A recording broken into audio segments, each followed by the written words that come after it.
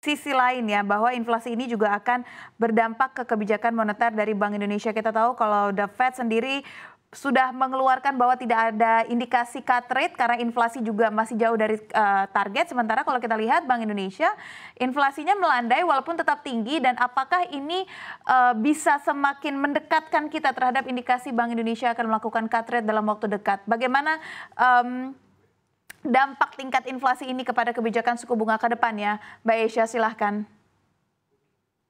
Ya, Bank Indonesia memang kan memiliki target capaian besar inflasi ya 2,5% plus minus 1 selama sepanjang 2024. Dan tentunya menjaga harga, kestabilan harga adalah tupoksi atau tugas utama dari Bank Indonesia, termasuk dengan inflasi domestik dan juga nilai tukar, yang ini juga nilai tukar menjadi faktor yang memberikan kestabilan harga. Nah, bagaimana dengan sementara di luar faktor eksternal juga masih tinggi resikonya, sehingga Bank Indonesia juga perlu memantau resiko global tersebut, resiko terhadap nilai tukar, di mana kalau kita tahu di luar ya, di The Fed ini juga masih belum menurunkan, ada kecenderungan menurunkan suku bunga acuan di sana, karena inflasi di sana juga masih belum sesuai dengan target pencapaian mereka yang 2026 mencapai 2%.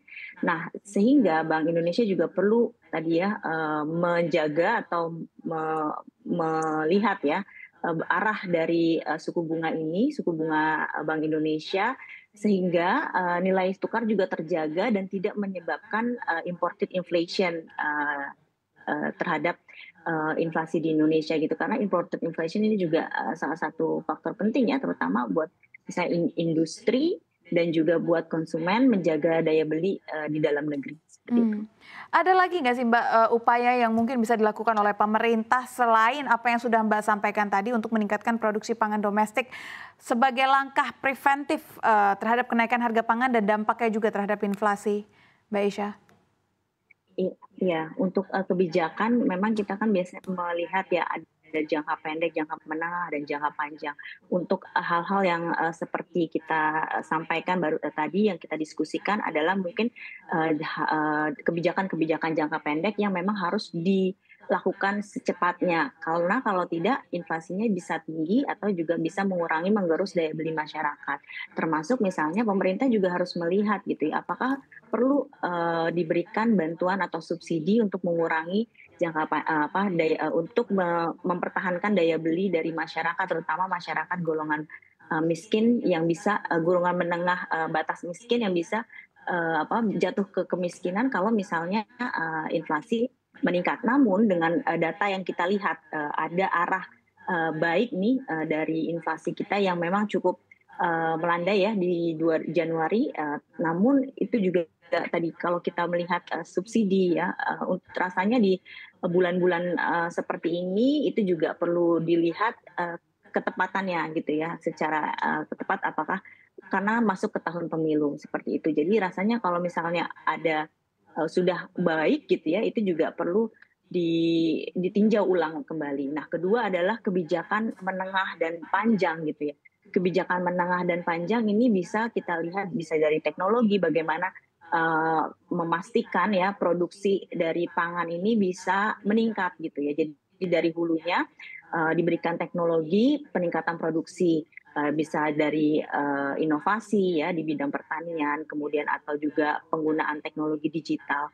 Lalu yang ke depan juga diversifikasi pangan dan juga bagaimana melihat kebijakan bahan pangan, jadi merubah mungkin pola konsumsi masyarakat tidak hanya tergantung pada satu jenis komoditas utama yang tidak, ketika harga naik kita bisa beralih substitusi ke yang lain gitu. Cuman itu rasanya merubah pola konsumsi itu lebih ke arah jangka panjang ya. Oke. Seperti itu. Mbak, kita tahu di kuartal pertama ini ada politik, ada pemilu ya maksud saya. Lalu juga kita akan menyambut bulan puasa. Biasanya bulan puasa ini nanti inflasi juga akan naik. Apakah solusi bansos yang saat ini diberikan pemerintah sudah cukup tepat dan bisa dijadikan salah satu pertolongan untuk inflasi ini? Nah, ya memang tadi yang seperti saya singgung, rasanya perlu ditinjau ulang karena kita harus lihat juga bagaimana, kesiapan atau, kapasitas dari APBN kita, pertama karena itu menyangkut dengan APBN kita, yang kedua di tengah pemilu ini rasanya lebih bijak gitu ya, kita mengesampingkan kepentingan antara, kepentingan, conflict of interest itu lebih baik di put aside gitu ya, dikesampingkan. Sehingga, itu bisa lebih fair. Dan, kalau kita lihat dari data pun ya, data yang kita ada hari ini inflasi itu juga cukup melandai. Jadi sehingga, mungkin perlu, tapi, kita lihat siapa sih yang benar-benar harus menerima tersebut gitu, Ya. jangan misalnya suruh banyak gitu ya, seperti itu. Baik, Mbak Esya, untuk pertanyaan penutup, kira-kira di kuartal pertama di bulan Februari dan juga bulan Maret bagaimana pergerakan inflasi kita? Karena Februari ada pemilu, Maret kita sudah memasuki bulan puasa. Gambarannya, silahkan Mbak Esya.